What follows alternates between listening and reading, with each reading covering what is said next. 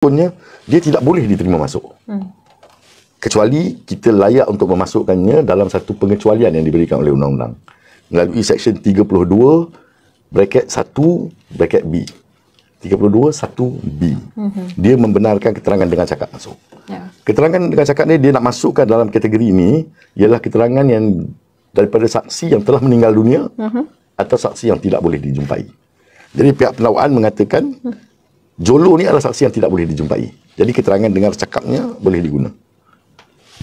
Tan Sri menyanggah versi ini dan mengatakan keterangan ini tidak boleh diguna pakai sebab dia bukan hearsay. Dia double hearsay.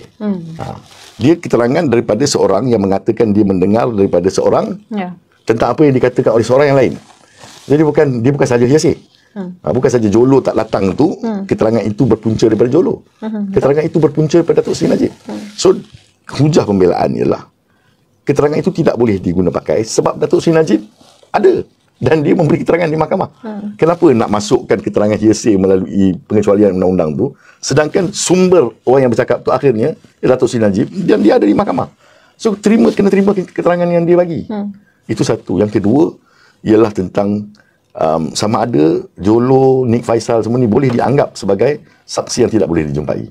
Sebab tidak ada usaha-usaha dalam bentuk keterangan yang diberikan oleh mana-mana saksi bahawa mereka telah berusaha mencari saksi-saksi ini dan saksi-saksi ini tidak boleh dijumpai. Ini antara hujah-hujah penting yang saya rasa kena diberi perhatian oleh mahkamah. Adakah dengan keterangan-keterangan ataupun apa yang dinyatakan itu ini membuktikan ataupun memberikan gambaran ia seakan-akan lemah dari sudut pendakwaan itu yang boleh kita pertikaikan dari pihak pembelaan, Datuk? Pastinya. Ini adalah poin-poin yang menjadi kebergantungan pihak pembelaan. Poin-poin utama lah saya boleh katakan. Poin-poin utama yang mana kalau berdiri dengan sendiri atau digabungkan antara kesemuanya, dia boleh memberi kesan bahawa kes pendakwaan itu tidak boleh tertegak. Kan? Sebab itu ini bagi saya adalah isu-isu yang menjadi isu pokok dalam perbicaraan ini. Hakim yang sama. Hakim sebelum ini telah mendengar kes pihak pendakwaan, 50 orang saksi pihak pendakwaan. Hakim berpuas hati. Apa yang sekarang ni terbuka sedikit-sedikit minda kita ni, kita mula memahami kes ini bergeraknya bagaimana dengan saksi-saksi yang dipanggil dan juga hujah-hujah yang diberikan oleh pihak pendakwaan dan juga pembelaan. Berdasarkan rekod mahkamah, sejauh mana sebenarnya saksi-saksi pendakwaan ini berjaya mengukuhkan orang kata rangkaian saksi bukti pendakwaan atau pembelaan? Pembelaan. Okey, saksi-saksi pembelaan kita lihat dapat mengukuhkan rangkaian bukti dalam kes ini. Adakah ia nampak solid atau macam mana? Okey. Sebenarnya peranan saksi-saksi pembelaan bukan untuk mengukuhkan kes, tapi dia untuk menyangkal kes. Sebab yang saksi pendakwaan yang dibawa tu sebenarnya untuk membina naratif kes pendakwaan. Jadi sekarang ni datang saksi-saksi pembelaan yang dibawa untuk menyangkal kes pendakwaan. Jadi ada beberapa saksi yang penting. Misalnya 1MDB itu sendiri, perjalanan 1MDB itu sendiri, pengerusi lembaga pengarah 1MDB tidak dipanggil dalam kes pendakwaan. Terpaksa dipanggil oleh pembelaan. Dan dia ni adalah Tan Sri Lodin Wok Kamarudin. Walaupun dia memberi percakapan kepada pihak pendakwaan dan percakapannya diambil dan dirakamkan, dia tidak dipanggil sebagai saksi. Jadi pembelaan bila memanggil Tan Sri Lodin Wok Kamarudin, dia mengatakan banyak perkara yang dikatakan berlaku dalam pengurusan 1MDB oleh Syahrul Azral, oleh Tan Sri Baki Saleh, oleh Tan Sri Ismi. Dia menyangkal semua itu dan mengatakan apa yang dia orang katakan itu semua tak betul. Perjalanan 1MDB adalah mengikut lunas perjalanan sebuah corporation, sebuah syarikat. Artinya semua resolusi yang ada dan dibawa untuk pertimbangan lembaga dibincangkan dengan bebas. Tidak ada kawalan, tidak ada arahan, tidak ada apa-apa yang dilakukan oleh Datuk Seri Najib untuk mempengaruhi. Ini keterangan daripada seorang saksi yang penting dibawa oleh pihak pembelaan. Kemudian berkenaan dengan sumbangan Arab Saudi. Kan? Sumbangan Arab Saudi ada sekurang-kurangnya 3 orang yang datang daripada SPRM. Untuk memberi keterangan bahawa mereka adalah orang yang pergi ke Arab Saudi untuk melakukan siasatan.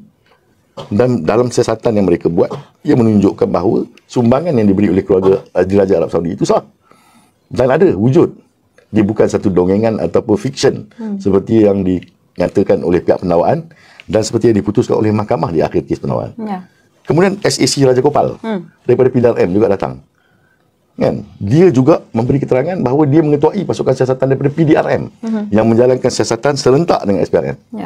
Jadi SPRM punya pasukan sebenarnya diketuai oleh mantan Ketua Pesuruhjaya dan Ketua Pesuruhjaya sekarang, Tan Sri Azam Baki juga adalah sebahagian daripada pasukan yang pergi ke Arab Saudi dan menerima layanan G2G yang hebat, diberi pengiktirafan sebagai agensi penyiasatan Malaysia, dibagi layanan oleh keluarga Raja Arab Saudi.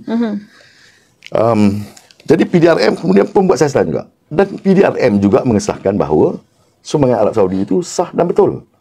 Jadi inilah peranan saksi-saksi pembelaan yang sebenarnya memberi keterangan untuk mencanggah. Berkenaan dengan pertikaian sesetengah dokumen yang menjadi asas pertuduhan. Yang Datuk Seri Najib dikatakan menandatangani dokumen tersebut. Ada pakar tanda tangan yang datang dan menyanggah apa yang dikatakan oleh bahawa itu adalah tulisan tangan dan tanda tangan Datuk Seri Najib. Kan? Dia juga ada bagi pandangan bahawa tanda tangan yang dikatakan itu mungkin diangkat daripada satu dokumen lain dan ditampal di dokumen itu.